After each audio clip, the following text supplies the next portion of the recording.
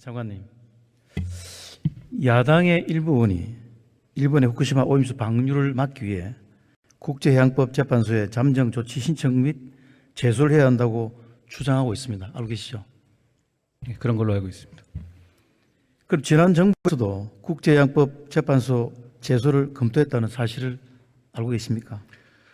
먼저 오염수 대응 TF의 지난 정부부터 법무부는 사실 소관 부서는 아닙니다만 제가 일반적으로 제가 아는 범위 내에서 설명드리는 건 가능할 것 같습니다. 지난 정부에서 당연히 검토했던 것으로 알고 있지만 여러 가지 이유를 들어서 신중한 입장이었던 것으로 알고 있습니다. 그럼 그래놓고 왜 제소하지 않았다고 생각하십니까? 의원님, 지금 현재 제 생각에는 아직 일본과의 여러 가지 전략적인 대응이 필요한 단계라고 생각하기 때문에 구체적인 어떤 검토 내용을 하나하나 다 제가 공개하거나 정부가 공개하는 것은 정부가 가진 패를 보이는 문제라고 생각하니까 좀 한계는 있습니다만 오해를 계속 말씀하시니까 오해를 방지할 차원은 있는 것 같습니다. 제가 이거 담당하는 건 아니고 법무부가 직접 관여한 건 아니지만 당시 결국 이 입증 책임의 문제가 있습니다. 제가 해양재판소의 제소나 임시조치나 중재를 법률을 보면 기본적으로 그걸 주장하는 사람이 중대한 피해 가능성을 입증할 입증 책임이 있는 겁니다.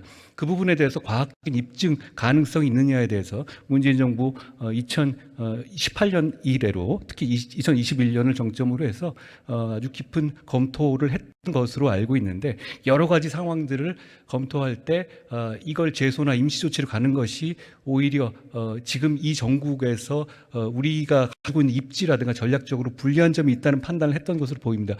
했는데 패소했을 경우에는 그 다음 넥스트 스텝이 더욱 어려워지는 면이 있을 수 있지 않겠습니까? 그런 판단을 했던 것으로 보이고요.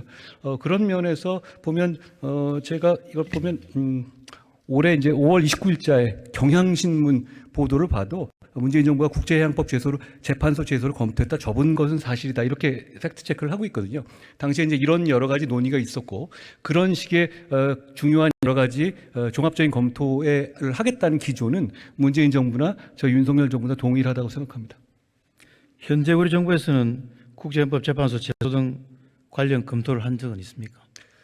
다시 한번 말씀드립니다만 문재인 정부 이후에 저희가 그 TF에 법무부가 직접 소속되어 있지는 않아서 제가 전체 상황은 알 수 없습니다만 총리님께서 여러 차례 답변하듯이 그 제소나 임시조치가 우리가 완전히 안 하겠다고 정리한 얘기는 당연히 아닙니다. 전략적으로 열어두는 것이고 다만 그 전제는 피해에 대한 객관적, 과학적 입증의 문제이기 때문에 그 부분까지 감안해서 저희가 고려하고 있는 것으로 알고 있습니다. 다만 일정상 어떻게 해야겠다 이런 식으로 준비하고 있지는 않는 것 같고요.